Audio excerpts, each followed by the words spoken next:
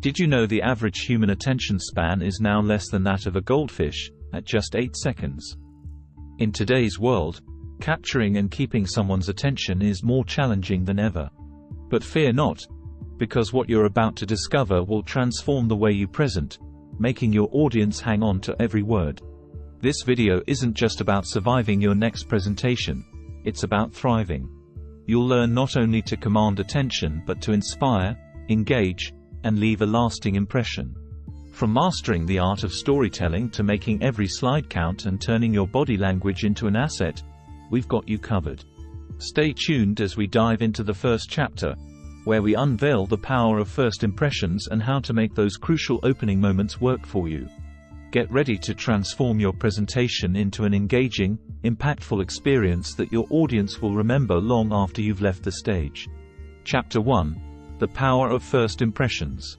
Ever walked into a room and felt like the next few seconds would define everything? That's the exact pressure of the first moments of a presentation. Believe it or not, studies suggest that people form impressions in just a few seconds. So, how do you make those seconds count? First, start with a bang. A surprising fact, a thought-provoking question, or a relevant story can capture attention instantly. Imagine saying, "Did you know that 90% of the information transmitted to the brain is visual?" That's an opener that makes people think. Next, your introduction should be like a movie trailer, enticing but not giving it all away. Briefly touch on what you'll cover without diving deep. The goal? Spark curiosity. Also, smile and make eye contact as you greet your audience. This non-verbal cue builds a connection and sets a welcoming tone. Remember, confidence attracts, so even if you're nervous, a firm stance and a smile can mask those jitters effectively. Don't forget the power of personalization. Mentioning something specific about the audience or occasion shows you've done your homework.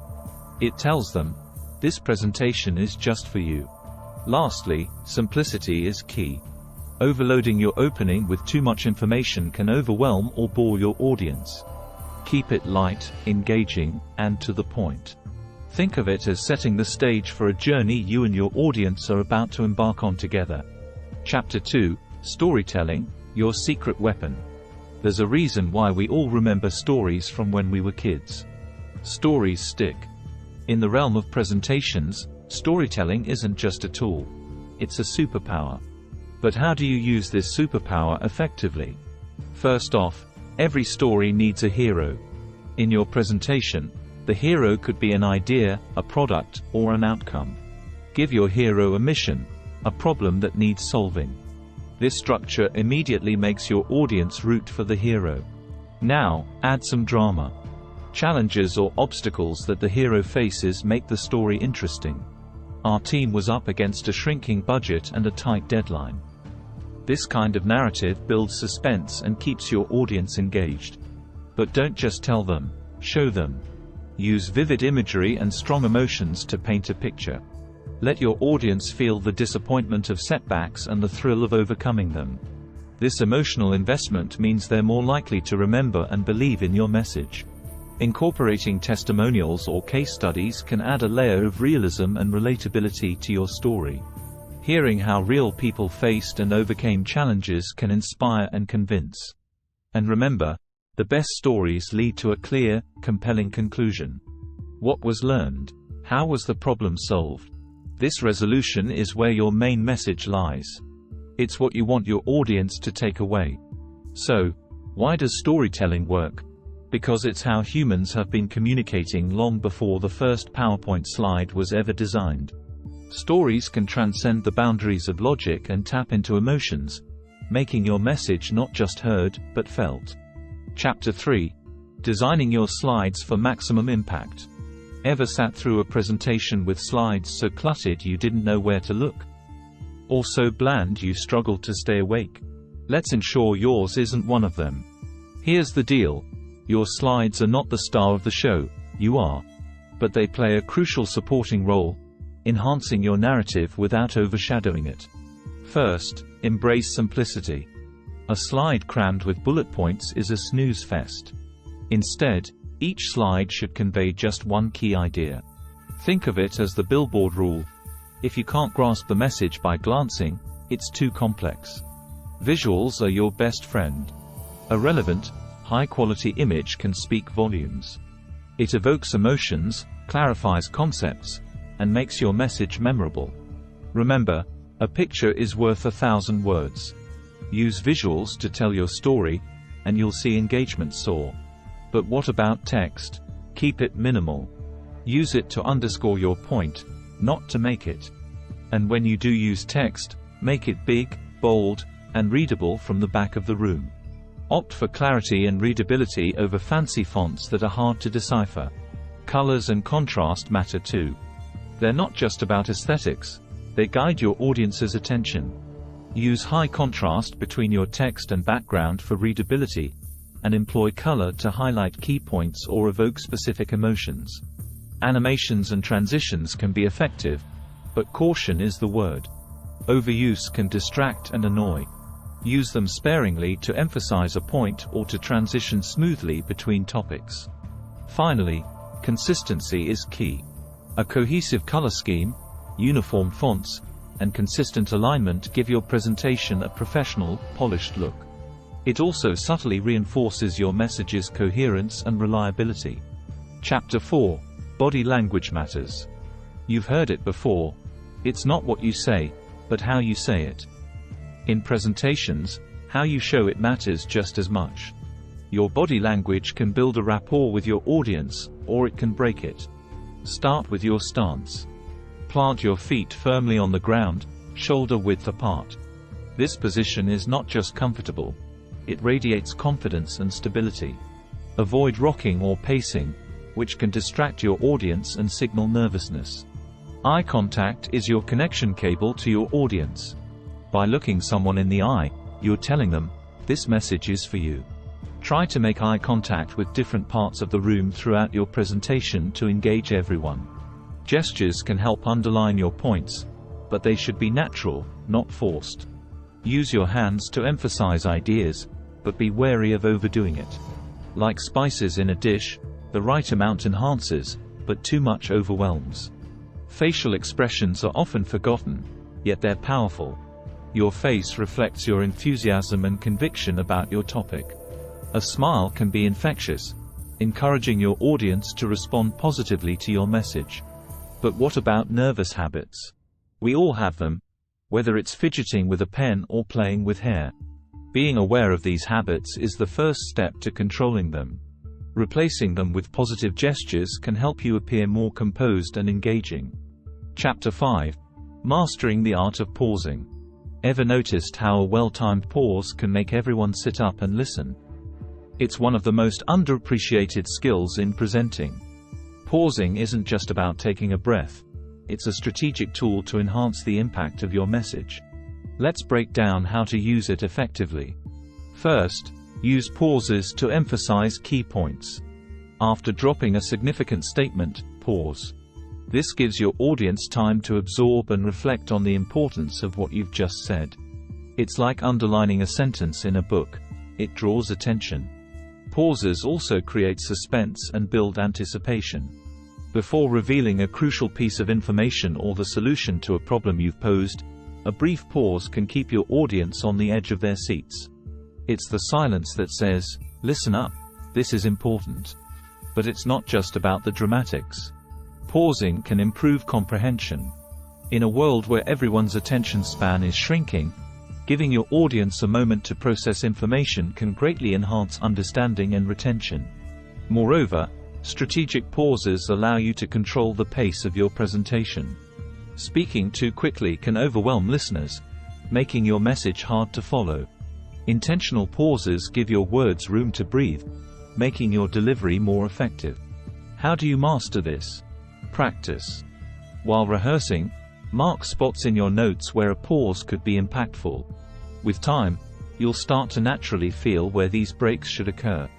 Chapter 6: Audience Engagement Techniques. Ever felt like you're talking at your audience instead of to them? The key to a memorable presentation is turning it into a conversation, not a monologue. Here are some techniques to keep your audience engaged and make them feel like part of the discussion. First, ask questions. And not just rhetorical ones. Pause for answers. This interaction encourages participation and makes your audience feel valued. It transforms passive listeners into active participants.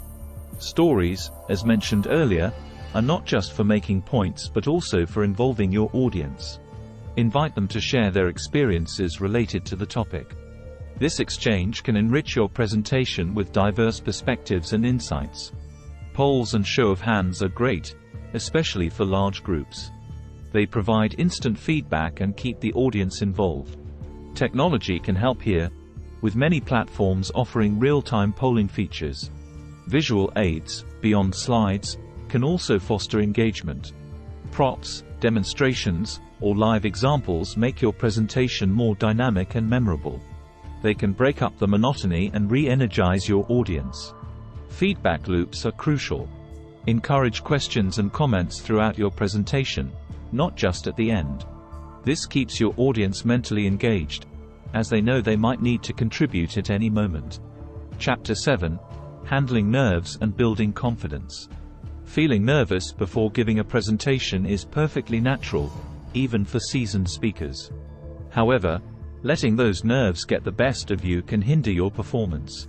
Let's explore some practical strategies to turn nervous energy into a dynamic presentation. First up, preparation is key.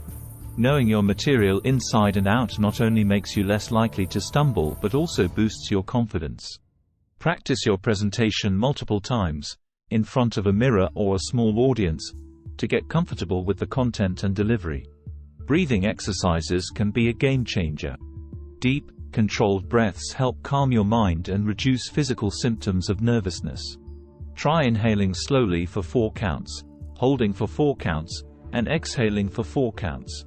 Do this several times before you take the stage. Visualizing success is a powerful tool. Imagine delivering your presentation flawlessly, engaging with the audience, and receiving a warm response. This positive mental rehearsal can increase your confidence and reduce anxiety. Familiarize yourself with the venue and technology before your presentation. Knowing where you'll stand, how to use the equipment, and what to do if something goes wrong can alleviate a lot of stress. Embrace the power of positive self-talk. Replace negative thoughts with affirmations like, "I am prepared," or "I am a confident speaker." This can help shift your mindset from anxious to empowered. Chapter 8: Using Technology Wisely. In today's digital age, technology offers countless tools to enhance your presentations, but relying too much on it or using it inappropriately can backfire. Here's how to use technology to your advantage without letting it overshadow your message. First, consider your audience and objective. The latest tech tool might be exciting, but is it the best choice for your message and your audience? Always choose technology that supports your goals and enhances understanding. PowerPoint or similar software is a staple for visual aids, but keep slides simple and impactful. Use high-quality images, minimal text, and ensure any embedded videos or links are relevant and functioning correctly. Interactive tools like live polls, Q&A apps, or social media can make your presentation more engaging. However, make sure they are easy to use and don't disrupt the flow of your presentation. Test all technology in advance, preferably in the actual presentation space. Technical glitches can derail even the most well-prepared presentation, so it's crucial to anticipate and mitigate any issues beforehand. Consider using remote presentation clickers or apps that allow you to move freely and control your presentation without being tethered to a computer. This mobility can enhance your engagement with the audience and your overall delivery. Lastly, prepare for the unexpected. Always have a backup plan in case of technical difficulties. Whether it's printed copies of your slides or notes for a tech-free talk, being prepared shows professionalism and flexibility. Chapter 9: The Close: Leaving a Lasting Impression. The way you end your presentation is just as important as how you start it. A strong close reinforces your main message and leaves a lasting impression. Here's how you can ensure your presentation ends on a high note. First, summarize key points, but don't simply repeat what you've said. Highlight the core messages and insights, tying them back to your opening.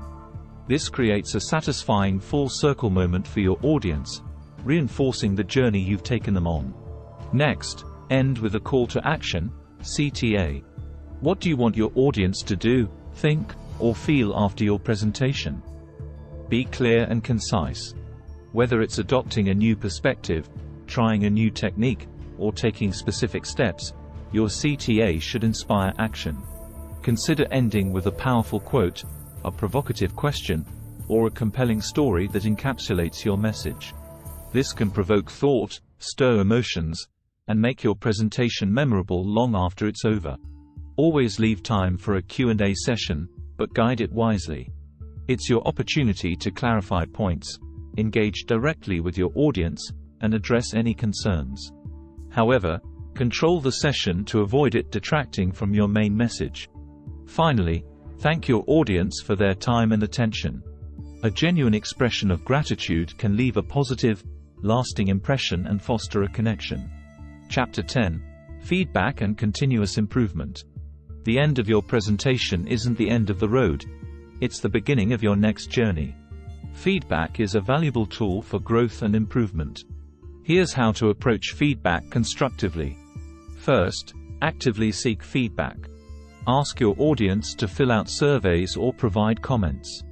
Be specific in your questions to garner useful insights. Embrace both positive and constructive criticism with an open mind. It's easy to bask in the glow of praise, but constructive feedback is where growth happens. Look for patterns in the feedback to identify areas for improvement. Reflect on your own performance. What felt right? What could be better? Self-assessment is a crucial part of learning and growing as a presenter.